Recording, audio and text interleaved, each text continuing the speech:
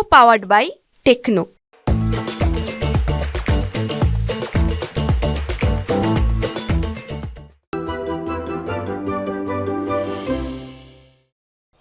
नमस्कार, आभार, अभिनंदन, स्वागत आप सभी का। हेलो मनी 9, मेरा सवाल है मैं हूं विपुल सिंह। और एक्सपायरी से पहले, कल एक्सपायरी है, मंथली एक्सपायरी, और उससे पहले बाजार में काफ़ी ज़्यादा वोलेटिलिटी देखने को मिल रही। 25,954 का हाई लगाने के बाद 25,895 ये लेवल देखने को मिल रहा है।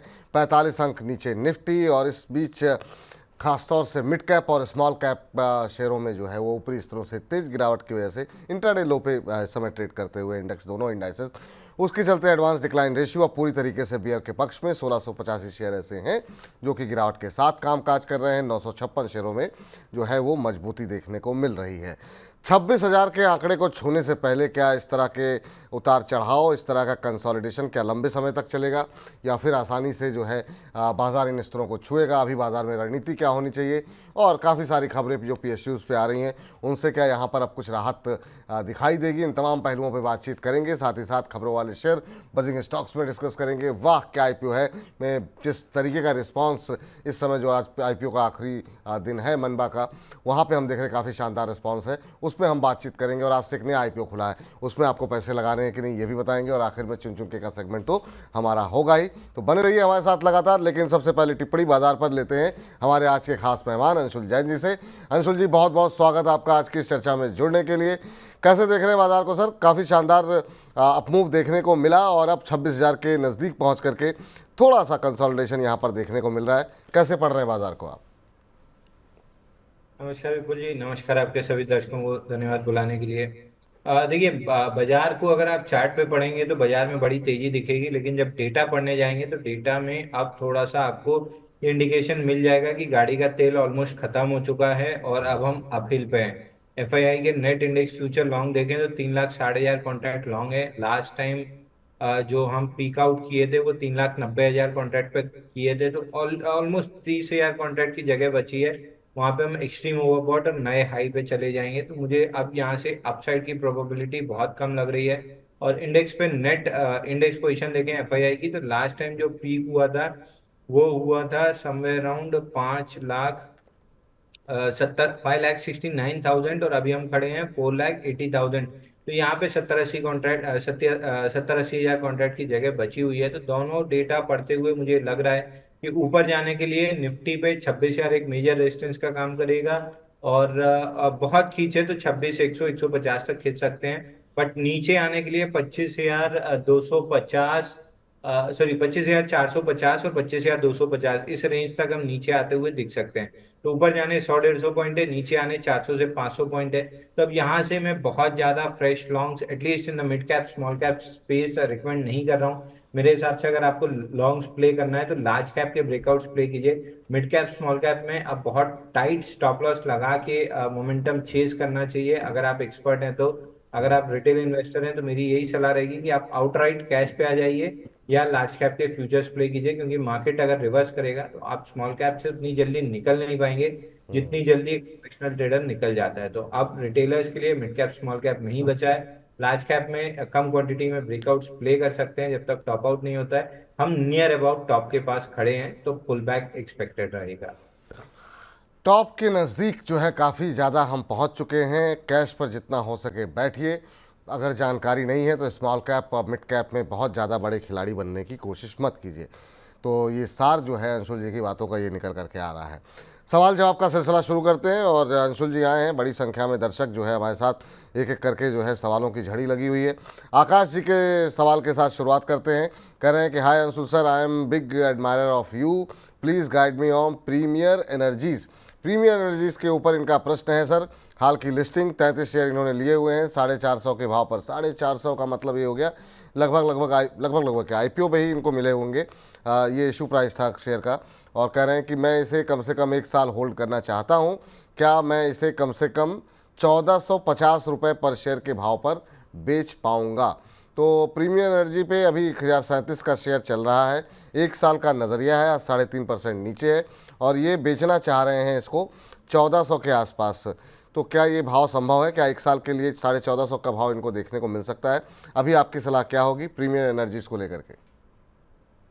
देखिए प्रीमियर एनर्जी फिलहाल के लिए प्रॉफिट बुकिंग के दौर में है। ऑलमोस्ट 5 अपडेट्स था, लिस्टिंग के दिन थोड़ा सा नीचे था, उसके बाद 5 अपडेट्स थे, वहां से प्रॉफिट बुकिंग में है। अगर ये स्टॉक 990 का लेवल नहीं प्रोटेक्ट कर पाता है तो इसमें थोड़ी सी डाउनसाइड गहराती हुई दिखेगी। तो मैं आपको ये कहूंगा कि अगर आप होल्ड कर रहे हैं, जो कि नहीं करना चाहिए, लेकिन अगर फिर भी कर रहे हैं तो 990 रुपये का मैंडेटरी स्टॉप लॉस ले लीजिए। इसके नीचे स्टॉक वापस से अपना आईपीओ का जो लो है 805 रुपये के करीब, जी। उसको टेस्ट करने जा सकता है। तो 990 लग नहीं रहा है कि होल्ड होगा, लेकिन अगर आप होल्ड कर रहे हैं तो 990 का स्टॉप लॉस जरूर ले लीजिए। चलिए, तो जो स्टॉप लॉस बताया गया है सर आपको, उसका अवश्य ध्यान रखिए। इस बीच एमडी नायर साहब का प्रश्न ले लेते हैं और कह रहे हैं सर एसबीआई बैंक और एचडीएफसी बैंक, ये दो बैंक इन्होंने सवाल पूछे हैं, कह रहे हैं किस लेवल पर ऐड करूं, 3 माह के लिए टारगेट क्या होना चाहिए। नज़रिया छोटा है सर, 3 महीने के लिए है। बैंकों पर जो है जो है आपका व्यू हम सुन चुके हैं कई बार, लेकिन क्या ये जो अभी रेट कट हुआ है उसके बाद से क्या आपके नज़रिए में बैंकों को लेकर के कोई बदलाव आया है? और ख़ास तौर से इनका प्रश्न एक प्राइवेट और एक जो है सरकारी कंपनी के ऊपर है, दोनों ही अपने क्षेत्र की दिग्गज हैं। एचडीएफसी पर जो है हम देख रहे हैं कि इनके एक सब्सिडरी कंपनी का आईपीओ भी आने वाला है। अभी क्या सलाह रहेगी आपके एसबीआई बैंक और एचडीएफसी बैंक और ऐड करना चाह रहे हैं? और देखिए एसबीआई में तो बेरिश फ्लैग पैटर्न की फॉर्मेशन है। 780 782 का लेवल टूटता है तो जी। स्टॉक 732 रुपए तक नीचे आ सकता है। अब पोर्टफोलियो पीएमएस और म्यूचुअल फंड तीनों का स्टॉक है, तो बहुत ज्यादा ब्रेकडाउन नहीं रहेगा। 700 690 की रेंज प्रोटेक्ट हो जाएगी। तो अगर बॉटम फिशिंग करना चाह रहे हैं तो 690 से 700 रुपए के बीच में करना चाहिए। दूसरा स्टॉक आपका था H D F C bank. यहाँ पे 1695 रुपए में जब वीकली चार्ट का ब्रेकआउट आ रहा था, तब मनी नाइन पे हमने रिकमेंड किया था 1695 का ब्रेकआउट है। 1765 तक ये स्टॉक जा सकता है, उसको अचीव करके थोड़ा सा एक्सीड कर रहा है। स्विंग हाई 1794 रुपए पे है। अब 1794 के ऊपर जब सस्टेन करेगा तो स्टॉक में फ्रेश ब्रेकआउट आएगा।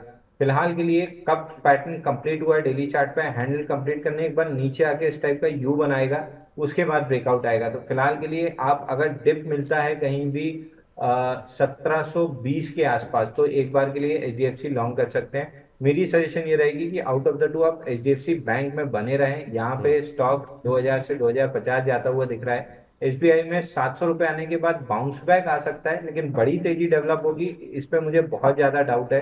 तो अगर आपको दो बैंक ही लेना है तो H D F C bank और एक्सिस बैंक ले लीजिए। एक्सिस बैंक में भी तेजी डेवलप हो रही है।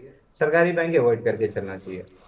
सरकारी बैंकों पर अभी फिलहाल के लिए अवॉइड करके चलें, ये सलाह निकल करके आ रही है। एचडीएफसी बैंक अगर बैंकों में चलना है तो, और एक्सिस बैंक, ये दो शेयर जो है अभी भी पॉजिटिव लग रहे हैं अंशुल जी को।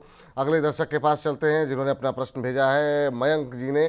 मयंक कटपालिया जी कह रहे हैं कि टाटा पावर अंशुल सर की रिकमेंडेशन पर लिया हुआ है, 453 की खरीद है, अभी होल्ड करना चाहिए या फिर मुझे बेच देना चाहिए? 453 पे आपने लिए, 463 का भाव है, आज 1% नीचे है टाटा पावर। टाटा पावर पे क्या रणनीति अपनानी चाहिए सर? पिछले अगर हम 1 महीने में देखें 9-10% की रैली यहाँ पर देखने को मिली है, और धीरे धीरे करके पावर सेक्टर्स में फिर से कुछ एक खबरें जो है लगातार आती हुई दिखाई दे रही हैं। अभी कितनी तेज़ी दिखाई दे रही है? 10 रुपये तो बन रहे हैं पर शेयर इनके। मुस्कुरा रहे हैं सर, कोई खास वजह? देखिए विपुल जी, मुझे खुद नहीं पता चलता मैं कब आपके दर्शकों को रेकमेंड कर देता हूँ, क्योंकि स्टॉक मंडे को ब्रेकआउट आया है, मंडे के बाद ये पहला शो मैं कर रहा हूँ। तो हालांकि मैंने अपने क्लाइंट्सों को टाटा पावर रिकमेंड किया है, क्योंकि यहाँ पे एक वीसीपी पैटर्न का ब्रेकआउट आया है जो सर कहीं पैटर्न। ऐसा तो नहीं कि आप मतलब कहीं पर भी जा करके रिकमेंड करते हो, जो आपके फ़ैन हो वहाँ देखते हो और वहाँ सवाल नहीं लिया गया तो यहाँ सवाल पूछ लेते हो, ऐसा तो नहीं है कहीं? ये जरूर हो सकता है, क्योंकि इस पे हमने अपनी कंपनी की तरफ से एक इंस्टाग्राम की रील भी बनाई थी और यूट्यूब पे भी क्लाइंट्स को किया था, तो ये जरूर हो सकता है वहां देख के उन्होंने बाय किया। ठीक। बट नॉनदलेस 99 डेज का एक बेस ब्रेकआउट है। स्टॉक 457 के ऊपर सस्टेन कर रहा है। आज के सेशन में थोड़ी सी प्रॉफिट बुकिंग है। ऑन द डिप्स 457 पे बाय करना चाहिए। अगर ये लेवल प्रोटेक्ट हो जाता है तो 430 का आपका स्टॉप लॉस बनेगा। 30 रुपए करीब 27-28 रुपए की रिस्क होगी, और ऊपर में ये स्टॉक 540 रुपए तक जाता हुआ दिख सकता है। स्टैंडर्ड डिस्क्लेमर दे दें कि हमारे क्लाइंट के पोर्टफोलियो में स्टॉक लॉन्ग है, हमने मंडे को रिकमेंड किया था। जी, चलिए अगले दर्शक हमारे साथ प्रताप जी हैं, प्रताप जी से बातचीत कर लेते हैं। प्रताप जी को नमस्कार। नमस्कार। कैसे हैं प्रताप जी, कहाँ से बोल रहे हैं? ओडिशा से, बालेश्वर से। कहाँ सर? ओडिशा से। उड़ीसा से बोल रहे हैं, चलिए बहुत अच्छी बात है। क्या प्रश्न है सर आपका, क्या पूछना चाह रहे हैं? जेडब्ल्यूएल का मेरे शेयर है। कितने शेयर हैं, किस बात पर ले रखे हैं? 71 का शेयर है, 698 रुपए। आप कितने पे लिए हुए हैं? 698 पे, 690 पे लिए हुए हैं। अच्छा अच्छा, कितने समय होल्ड कर सकते हैं सर आप? 6 मंथ के लिए। 6 मंथ के लिए होल्ड कर सकते हैं। आपकी खरीद से तो बहुत दूर आ गया, बिल्कुल पीक के नज़दीक लिए हैं सर आपने। तो वहाँ तक जाने के लिए 5-6 महीने में क्या आपका भाव आ पाएगा, ये जो है अंशुल जी से पूछना पड़ेगा। 521 पे चल रहा है, आधे % के आसपास की गिरावट यहाँ पर देखने को मिल रही है। पिछले 1 महीने में 4-4.5% करेक्ट हुआ है। यहाँ पे कुछ एक पॉजिटिव न्यूज़ भी आई सर, पर वो भी शेयर को मतलब उभार नहीं पाई।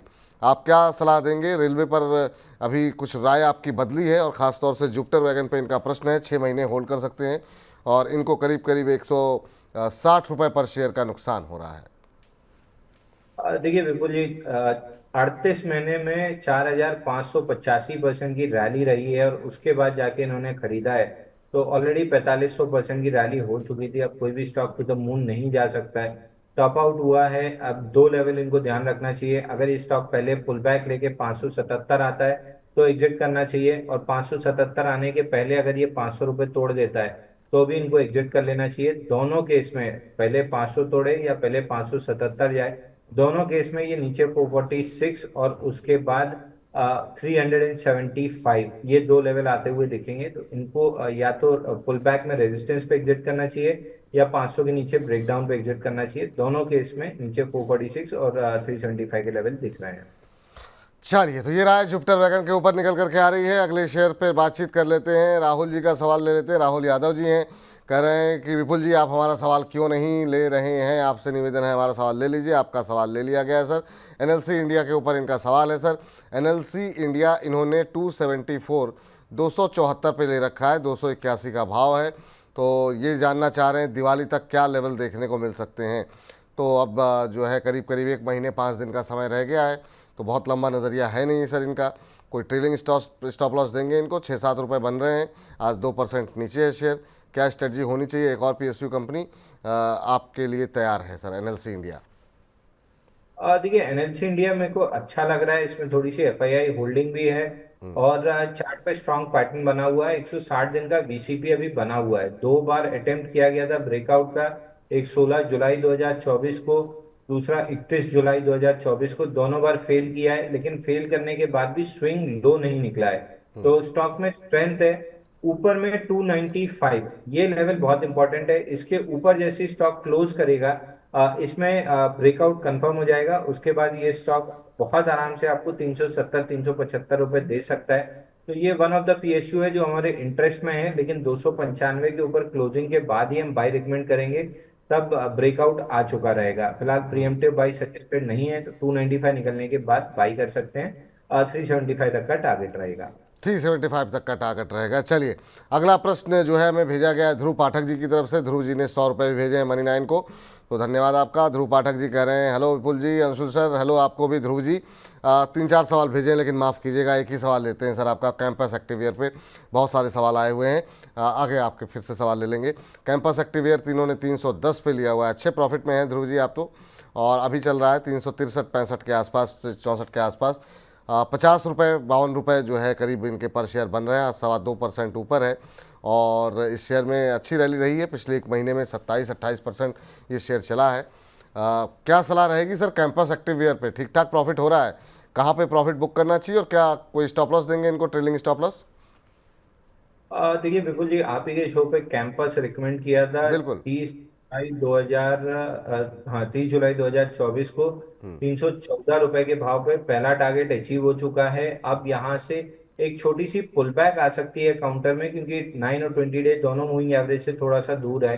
तो 345 346 तक एक छोटी सी पुल बैक शॉर्ट टर्म में आ सकती है। बट ओवरऑल स्ट्रक्चर का जो ब्रेकआउट आया है और ब्रेकआउट के बाद जो बड़ी वॉल्यूम कैंडल्स आई हैं, ये क्लियरली इंडिकेट करता है कि फंड एक्शन इसमें स्टार्ट हुआ है। कोई ना कोई एफआईआई या म्यूचुअल फंड स्टॉक को एक्यूमुलेट कर रहा है। तो अगर आप 6 महीने से 1 साल स्टॉक को छोड़ देते हैं तो हाई लाइकली है कि 550 तक के टारगेट आपको मिल जाएंगे। तो मैं कहूंगा नजरिया थोड़ा सा बड़ा कीजिए। डिप मिले तो कहीं भी 340 345 में थोड़ा सा और ऐड कर सकते हैं। ऊपर में 420 425 के राउंड एक रेजिस्टेंस है, वहां पे थोड़ा सा प्रॉफिट बुकिंग कीजिए। ओवरऑल 6 महीने से ऊपर का समय देते हैं तो 525 मिलने के चांसेस काफी आई है। चलिए समय अवधि थोड़ा सा और बढ़ाइए, आपको और अच्छे टारगेट यहाँ पर देखने को मिल सकते हैं। ये आपके लिए फिलहाल के लिए सलाह निकल करके आ रही है। और अगले दर्शक जिन्होंने हमें प्रश्न भेजा है वो हैं संजय रतोजा जी। कह रहे हैं hello sir, good afternoon, very good afternoon Sanjay ji आपको। और इन्होंने ले रखे हैं एचएल के शेयर, और के 15 शेयर हैं 4150 पे, IRFC 100 शेयर हैं 175 पे। आपकी राय जानना चाहते हैं, होल्ड करें या सेल करें एचएल? ये फिर से अब आज, लेकिन हाँ आज थोड़ी सी PSU पे बातचीत करेंगे कि जो माहौल बीच में बदला था और एकदम से रैली आई है, उसमें ये कौन कौन से शेयर हैं जो कि क्या रिकवरी की उम्मीद करें, या अभी भी बेयरिश मोड जो है वो अंशुल जी का जो है वो अभी भी बरकरार है। अच्छा सर, 4396, अच्छी बात यह है कि इनकी खरीद जो है वो थोड़ी सी जो है बेहतर स्थिति में दिखाई दे रही है। आपकी क्या सलाह रहेगी एचएल को लेकर के, अभी क्या करना चाहिए, इन लेवल्स पे क्या अभी होल्ड कर सकते हैं? और देखिए शॉर्ट टर्म में जो लो बना था थर्सडे को बना था सेल ऑफ कैंडल के साथ 4172, और उसका हाई था 4464। आज चौथा दिन है, पुल बैक लेने के बाद भी हम इसके ऊपर नहीं निकले हैं, बट ऐसा लग रहा है कि एक बार हम इसके ऊपर निकलेंगे 4580 तक पुल बैक देंगे। वहीं पे 20 डे मूविंग एवरेज और प्रीवियस स्विंग लोज भी हैं, तो 4580 तक स्टॉक आता हुआ दिख रहा है। वहां पे एक बार एग्जिट करना चाहिए, या एटलीस्ट 75% स्टॉक हल्का कर लेना चाहिए, क्योंकि वहां से रिवर्सल आता है। तो अभी 3900 का टारगेट पेंडिंग है, वो टारगेट अचीव होता हुआ दिखेगा। तो एक बार के लिए 4579 के अराउंड 75% प्रॉफिट बुक करके किसी एक्सपर्ट से दोबारा सवाल पूछ लीजिएगा कि थोड़ा सा और एक्सटेंड कर सकता है या टॉप आउट हो रहा है। अगर टॉप आउट हो रहा है तो एग्जिट करना पड़ेगा पूरा। ठीक सर। IRFC दूसरा प्रश्न था सर इनका, और IRFC इन्होंने ले रखे हैं 175 रुपये के भाव पर, और ये जो है यहाँ पे 20 रुपये का नुकसान हो रहा है, 1.25% नीचे है। रेलवे में कब रफ्तार आएगी सर, और क्या रफ्तार आने की उम्मीद भी है या नहीं? RVNL और IRFC को लेकर के खास तौर से आपकी राय जानना चाह रहे हैं, क्योंकि बहुत लोग अभी भी इस उम्मीद में रुके हुए हैं कि शायद जो है आने वाले दिनों में यहाँ पर रिकवरी आ सकती है। तो उनके लिए कोई आशा की उम्मीद है या अभी इंतज़ार लंबा होगा? और देखिए इसमें भी थर्सडे को लो बना था 151.70, और जो पहला टारगेट था हमारा IRFC पे, जो हम बजट के दिन से सेल करते आ रहे हैं, उसका टारगेट था 150.6, तो 1 रुपए से रह गया था। लेकिन 4 दिन की पुल बैक लेके वापस से कल और आज स्टॉक में सेल ऑफ आया है। हालांकि वॉल्यूम मिसिंग है, लेकिन सेल ऑफ है। जरूरी नहीं है कि टॉपिंग आउट के बाद जब स्टॉक नीचे आए तो बड़े वॉल्यूम पे आए, लोअर वॉल्यूम्स पे भी स्टॉक धीरे धीरे करके गिर सकता है। डिस्ट्रेस सेलिंग में बड़े वॉल्यूम्स आते हैं, तो यहाँ से 150 जिस दिन टूटेगा, स्टॉक का टारगेट 122.50 हो जाएगा। तो फिलहाल के लिए अगर पुल बैक एक एक्सपेक्टेड है कि 164 तक पुल बैक दे सकता है, तो 164 के अराउंड आपको एग्जिट करना चाहिए। 150 निकलने के बाद स्टॉक में 122.50 की उम्मीद रहेगी, जो अगले 3 से 4 महीने में स्लो ग्राइंडिंग डाउन मूव के साथ आएगा। तो ना सिर्फ पैसा तोड़ेगा, बल्कि आपका कॉन्फिडेंस और फ्रस्ट्रेशन भी ग्रो करेगा। तो रैली कोशिश कीजिए। चलिए, तो ये राय निकल करके आती हुई अगले दर्शक हमारे साथ अश्विनी जी जुड़ चुके हैं, उनसे ज़रा बातचीत करते हैं। अश्विनी जी को नमस्कार। नमस्कार सर जी, नमस्कार। नमस्कार, कैसे हैं अश्विनी जी, कहाँ से बोल रहे हैं? सर हम लखीमपुर खीरी से बोल रहे हैं सर। चलिए, बहुत अच्छी बात है, लखीमपुर खीरी से आप बोल रहे हैं। क्या करते हैं सर वहाँ पर, और क्या प्रश्न है आपका? सर हम पुलिस डिपार्टमेंट से हैं सर। चलिए, पुलिस डिपार्टमेंट से हैं, चलिए बहुत अच्छी बात है सर। कब से शेयर बाजार में दिलचस्पी हुई आपकी? अभी सर 2024 मार्च से सर मैंने ज्वाइन किया। चलिए, कैसा अनुभव रहा अब तक? अभी तक तो सर अच्छा है। आपका ही सर शो देखते हैं रोज, सुबह के टाइम भी और शाम के टाइम जब। Thank you sir, thank you, धन्यवाद सर आपका। तो उम्मीद करते हैं कि मतलब जब भी लखीमपुर खीरी आएंगे तो मतलब जो है कोई दिक्कत नहीं होगी। तो वेट रहेगा सर। अरे सर बिल्कुल सर। चलिए, क्या प्रश्न है सर आपका? सर मेरा सवाल था सर रतन पावर पे। सर मैंने 15.90 पे सर एवरेज हो गया है मेरा। अभी वैसे 16 पे समथिंग चल रहा था, जी। 500 के ऊपर सर शेयर है मेरे पास। और ये सिर्फ सस्ता है इसलिए लिया था, कोई वजह थी यहाँ पर लेने की? नहीं सर, उस टाइम में सर थोड़ा सा इसका ट्रेंड चल रहा था, और जब लिया था फिर उसका एवरेजिंग कर दिया था सर मैंने।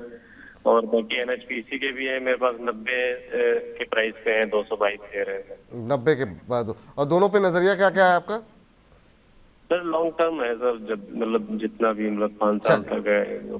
ठीक, चलिए कोशिश ये किया कीजिए, अगर लंबी अवधि का नजरिया, और आप भी व्यस्त रहते हैं, पुलिस विभाग में हैं, तो हर समय तो ट्रैक नहीं कर पाएंगे, तो कोशिश ये कीजिए कि अच्छे फंडामेंटल वाली कंपनियां लें। NHPC को लेकर के टेक्निकली बहुत सारी दिक्कतें जो हैं वो बताई जा रही हैं, लेकिन हाँ फंडामेंटली अभी भी लोग बुलिश हैं यहाँ पर। लेकिन हाँ चार्ट्स पे लोग कह रहे हैं कि अब थोड़ा सा अभी लंबा कंसोलिडेशन यहाँ पर देखने को मिल सकता है।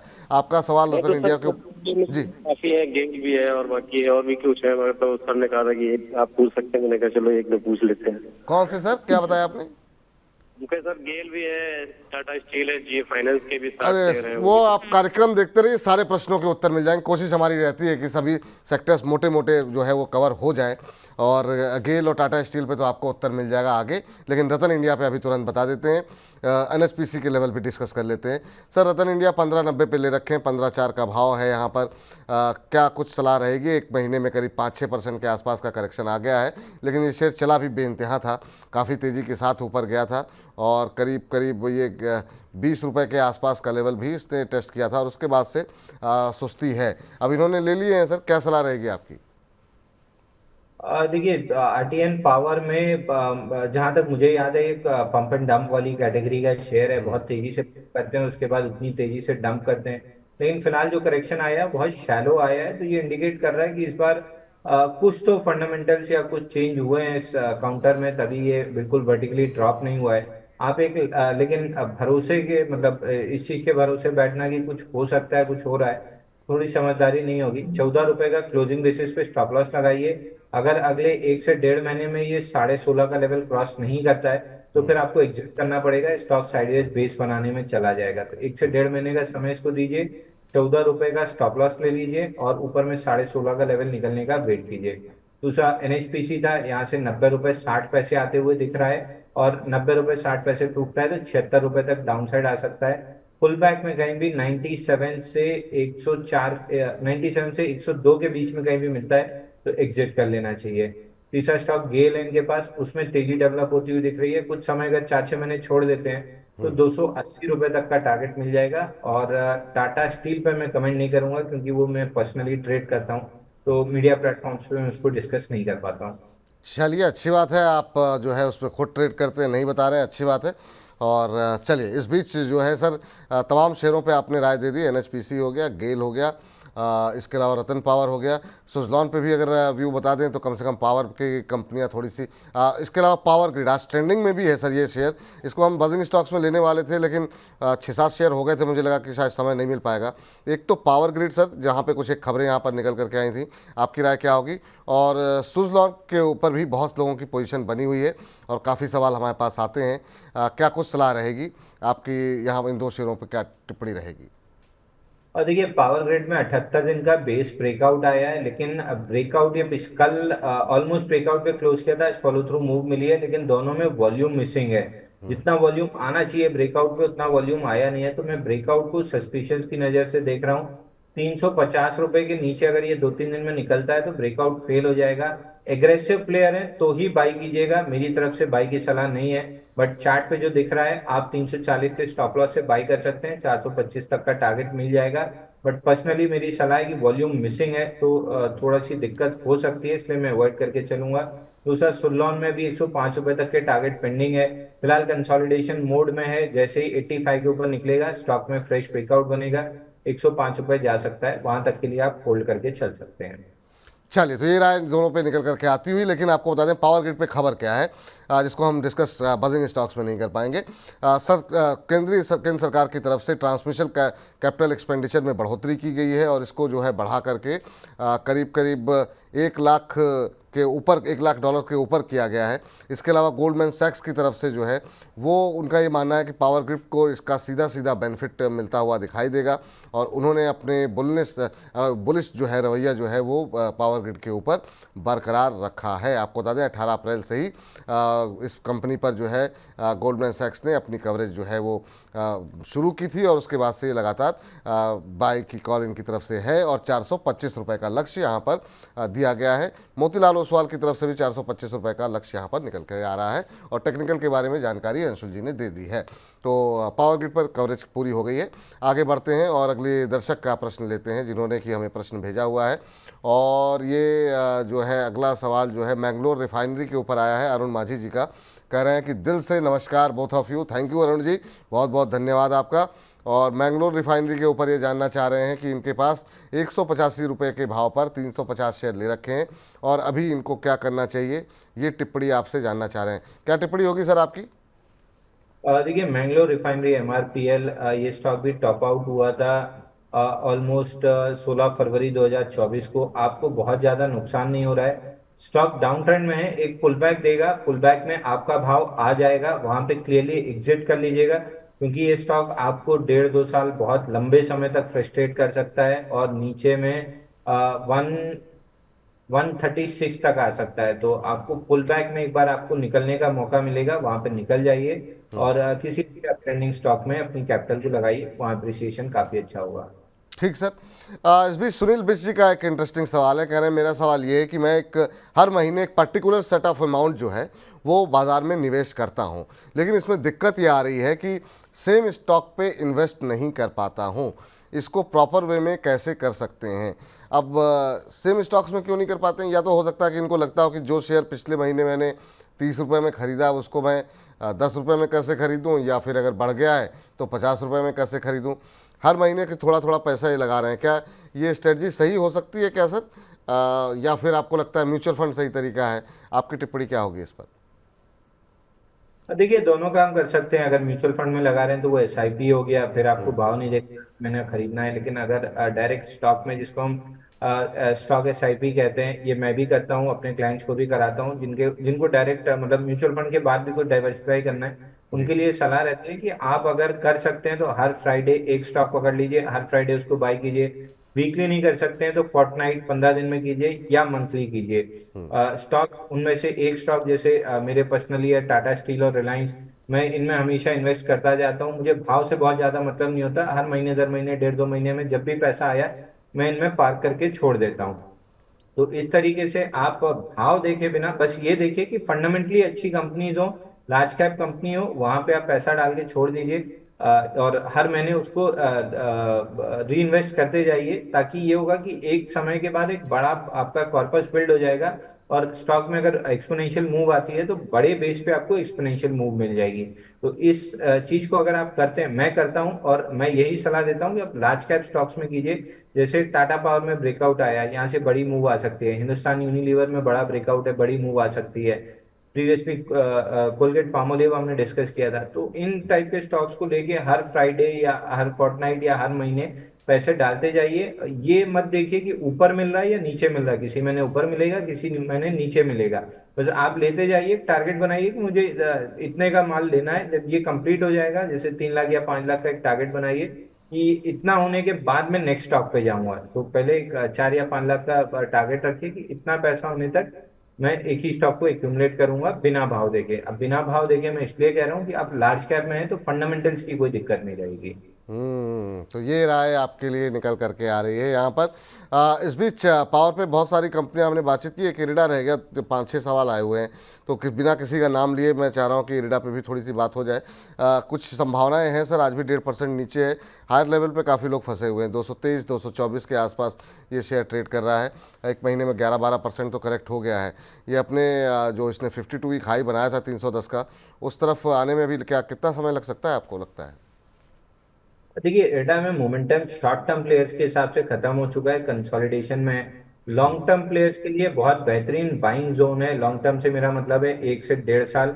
अगर आपके पास 1 से 1.5 साल का समय है तो आप इसको एक्यूमुलेट करके चलिए। ऊपर में स्टॉक 400 रुपए तक आता हुआ दिखेगा। लॉन्ग टर्म के लिहाज से हम अपने क्लाइंट्स को रिकमेंड कर रहे हैं इस स्टॉक को 220-225 की रेंज में लेने के लिए। 400 रुपए आता हुआ दिख रहा है, बट शॉर्ट टर्म में अगला 1 से 3 महीने की आपका व्यू है, तो इसमें कोई ना पैटर्न है ना कोई मोमेंटम है। तो शॉर्ट टर्म ट्रेडर्स के लिए अवॉइड है, लॉन्ग टर्म ट्रेडर्स के लिए बाई है।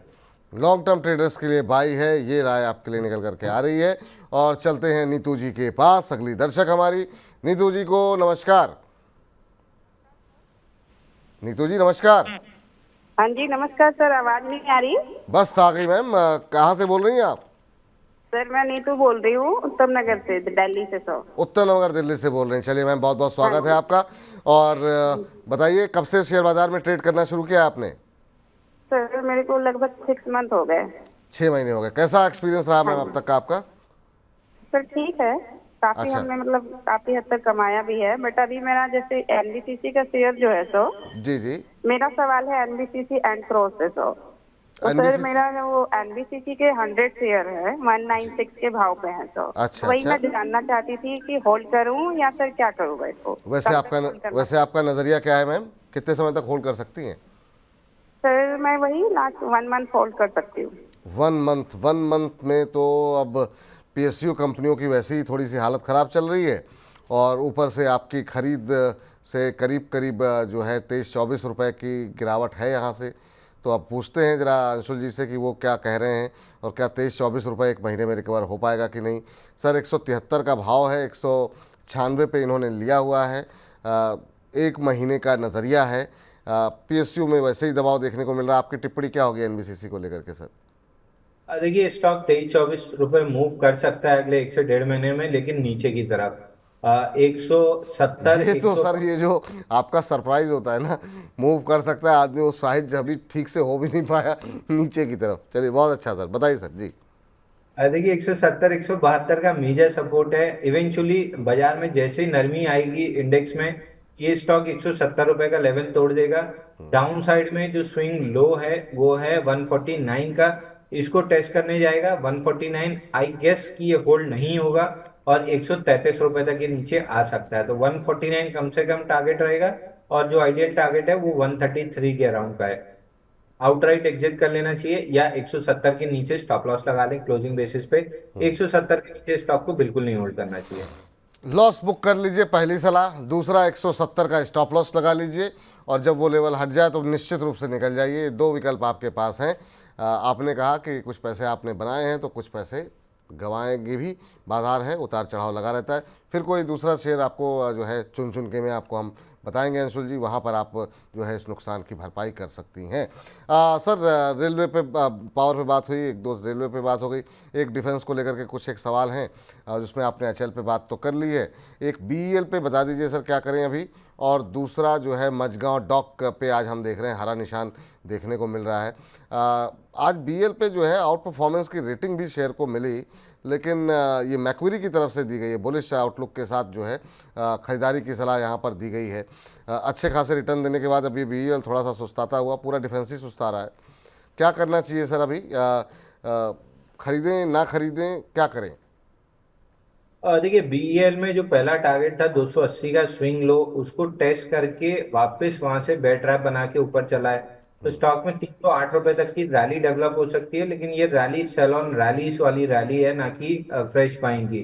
तो अगर आप बाइंग कर भी रहे हैं, जिसकी सलाह नहीं है, 280 का क्लोजिंग बेसिस स्टॉप लॉस ले लीजिएगा। स्टॉक पुल बैक देने के बाद बहुत तेजी से नीचे आता हुआ दिखेगा, तो सेल ऑन रैलीज वाला कैंडिडेट है। कहीं भी 308 के आसपास मिलता है तो एक बार एग्जिट करना चाहिए। दूसरा ठीक है सर। मैच मझगांव देखिए मैच स्टॉक में भी फिलहाल सपोर्ट जोन 4090 था, जहां से बाउंस करने की कोशिश कर रहा है। एक बार के लिए बहुत कम पॉसिबिलिटी है, 25% है कि ये 4500 से 4600 के बीच में जा सकता है, वहां पे एग्जिट कर लीजिए। अगर वो लेवल आने के पहले ये स्टॉक 4070 का लेवल तोड़ देता है तो भी आपको एग्जिट कर लेना चाहिए। नीचे में 3390 रुपए तक के टारगेट आते हुए दिखेंगे, तो 4075 स्विंग लो था, 4050 का 4050 4075 की रेंज है। इसके टूटने के बाद आपको कतई लॉन्ग नहीं रहना है, 3390 रुपए आता हुआ दिख रहा है। जी। चलिए, इस बीच करीब करीब 1150 लोग हमारा ये कार्यक्रम जो है सिर्फ यूट्यूब के माध्यम से देख रहे हैं, और आप सभी दर्शकों का बहुत बहुत धन्यवाद। इसके अलावा हमारे फेसबुक और यूट्यूब पर, हमारे ऐप पर भी लोग हमारे साथ जुड़ रहे हैं। और आप सभी से निवेदन है कि अपने व्हाट्सएप के स्टेटस में जो है इस लिंक को लगाइए, अपने दोस्तों को, अपने परिवारजनों को, अपने ऑफिस के कलीग्स को जो है ये सेंड कीजिए लिंक, ताकि ज़्यादा से ज़्यादा लोगों तक हमारे कार्यक्रम की पहुंच हो सके और मनी 9 के परिवार को और ज़्यादा विस्तार मिल सके। चलिए, अगले दर्शक खाटिक हंसराज जी हैं। कह रहे हैं नमस्ते विपुल सर। नमस्कार।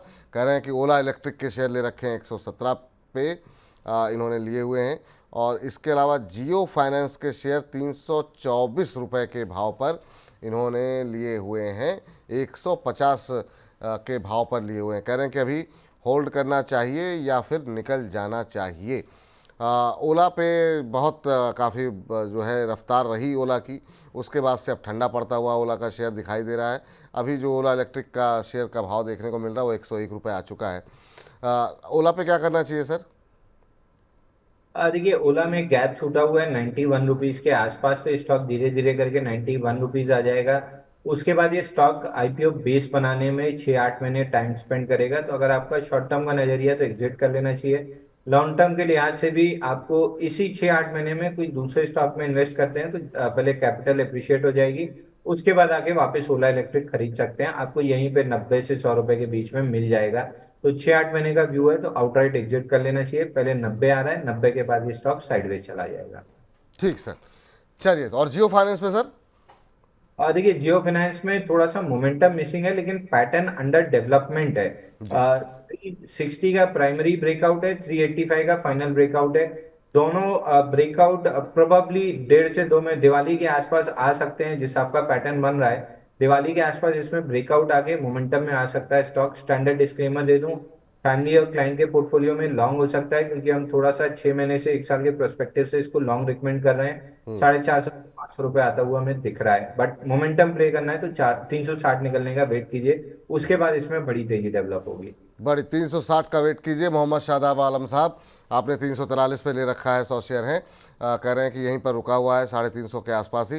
परेशान मत हुई, 360 के ऊपर निकलेगा, उसके बाद से अच्छा मोमेंटम बनता हुआ दिखाई देगा। जो लेवल बताए गए हैं उसको ध्यान में रखिए। शादाब साहब, आपके लिए राय फिलहाल के लिए ये निकल के आ रही है। और इसी के साथ अब ज़रा रुख कर लेते हैं हमारे खास सेगमेंट सौदा मुनाफे का पे, लेकिन आप लगातार हमारे साथ बने रहिए।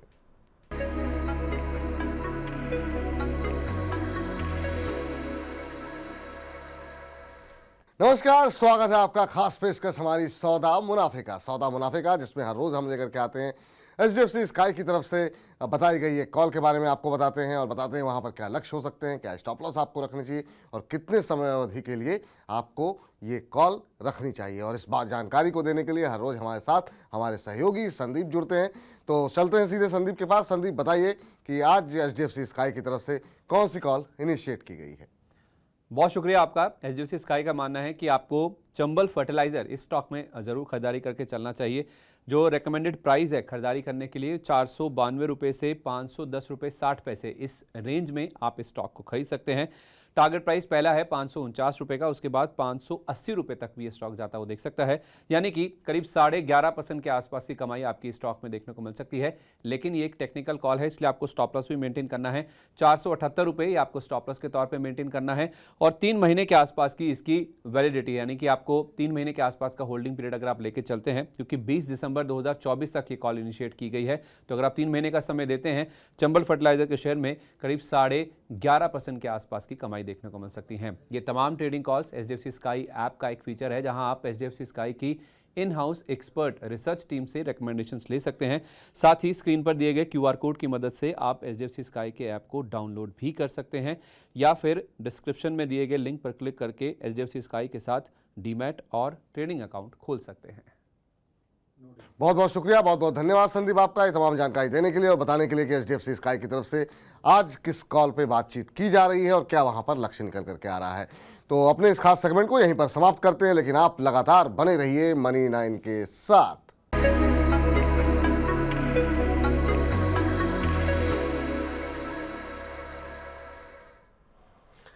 चलिए, तो ये बात थी सौदा मुनाफे का की, और इस बीच अदीब अहमद साहब का प्रश्न आ गया है, तो उनका प्रश्न ले लेते हैं। कह रहे हैं, अंशुल जी, लेमन ट्री होटल में क्या करूं प्लीज़ बताएं, 133 की प्राइस पर फंसा हुआ हूं। लेमन ट्री में अच्छी खासी पिटाई होती हुई दिखाई दे रही है। 133 पे आपने लिया, 122 का भाव आ गया है और ये शेयर जो है वो फिलहाल आज 0.25% के आसपास की गिरावट दिखा रहा है। पिछले 5 दिन में 6.25% करेक्ट हुआ है, पिछले 1 महीने में 7.5% करेक्ट हुआ है, पिछले 6 महीने में 7-7.5% का नेगेटिव रिटर्न यहाँ पे रहा है, यानी पिछले 6 महीने से चलने का नाम नहीं ले रहा है। क्या सलाह रहेगी सर? लेमन ट्री में 133 पे लेके फंसे हुए हैं, अभी भी 10-11 रुपये का नुकसान है, कोई संभावनाएं हैं क्या? आप देख रहे हैं, कैसे देख रहे हैं लेमन ट्री को?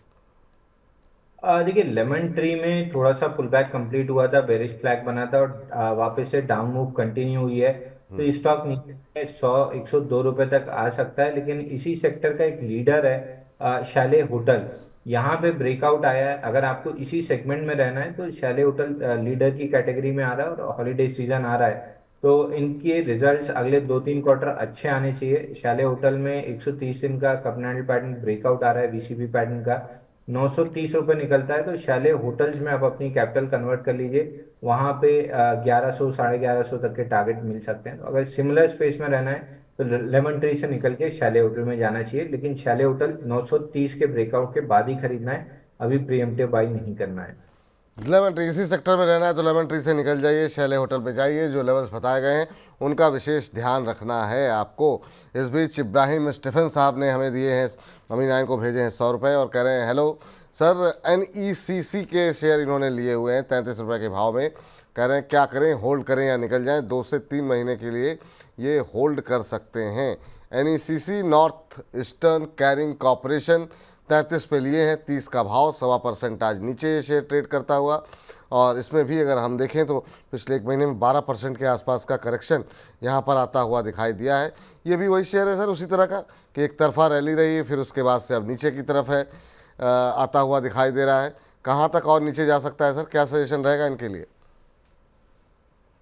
देखिए NECC प्रीवियसली बहुत अच्छा चला था, स्टॉक ने फाइनली एक ब्रेकआउट दिया था लगभग 650 दिन के पैटर्न से, लेकिन ब्रेकआउट पूरी तरीके से फेल होता हुआ दिख रहा है। वीकली चार्ट पे ब्रेकआउट के बाद शूटिंग स्टार बना था और डाउनवर्ड ट्रेजेक्टरी में 30 रुपये 60 पैसे का टारगेट था जो कंप्लीट हुआ है। तो यहाँ से अगर वापस से 4-6 महीने लगा के बेस बनाता है तो स्टॉक में अपमूव मिलेगी, नहीं तो ये पैटर्न फेल होता हुआ दिखेगा। तो मेक और ब्रेक लेवल्स के आसपास है, अगर रखना ही है तो एक बार 28 रुपये का क्लोजिंग बेसिस स्टॉप लॉस लगा के रख सकते हैं। थोड़ी सी चांसेस दिख रही है कि रिवर्सल कर सकता है, बट वही होगा, गैस करना होगा, कंफर्मेशन कहीं भी क्लियरली नहीं है।